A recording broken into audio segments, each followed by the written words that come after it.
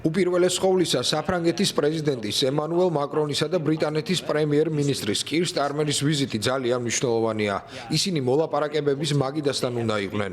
გულისხმობ ევროპას და ვინ წარმოადგენს ევროპას. ფიქრობ, რომ მხოლოდ ერთი პირი არ წარმოადგენს ევროკავშირს და რა თქმა უნდა, გაერთიანებული სამეფოც უნდა იყოს მოლაპარაკების მაგიდასთან.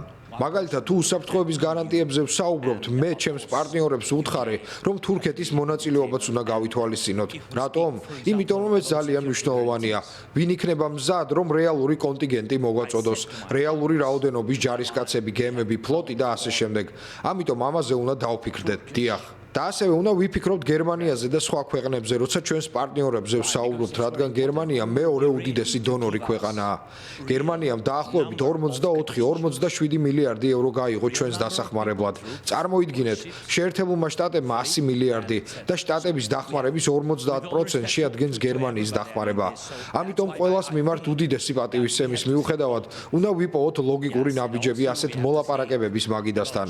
ეს ჩემთვის კრიტიკულად მნიშვნელოვანია. და რა თქმა უნდა, ბევრი ადამიანი შეშფოთებულია, მაგალითად სკანდინავიური ქვეყნები და ფინეთის პრეზიდენტი ალექსანდერ სტუბი, ასევე ემანუელ მაკრონი და კიერ სტარმერი. ფიქრობ, რომ ეს ადამიანები ძალიან მნიშვნელოვანია, ისევე როგორც სხვა წარმომადგენლები, ჰოლანდიელებიც, რომლებიც ასევე მნიშვნელოვან როლს ასრულებენ ევროპის მშვიდობისთვის.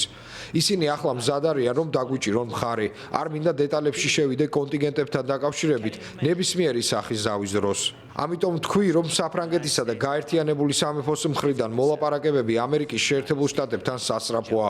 ფიქრობ, ისინი ჩვენ სტრატეგიულ პარტნიორებს რეალურ ვითარებას გააცნობენ, შემდეგ კი დაბრუნდებიან და ვფიქრობ, რომ გვექნება შეხვედრა ევროპელი პარტნიორების მონაწილეობით, სადაც ჩვენ შემდეგ ნაბიჯებს გადავდგამთ.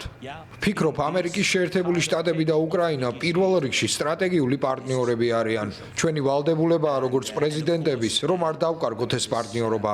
ამიტომ ჩემთვის ძალიან მნიშვნელოვანია დონალდ ტრამპის, ასევე სენატის, კონგრესისა და შტატების ორივე პოლიტიკური პარტიის მხარდაჭერა.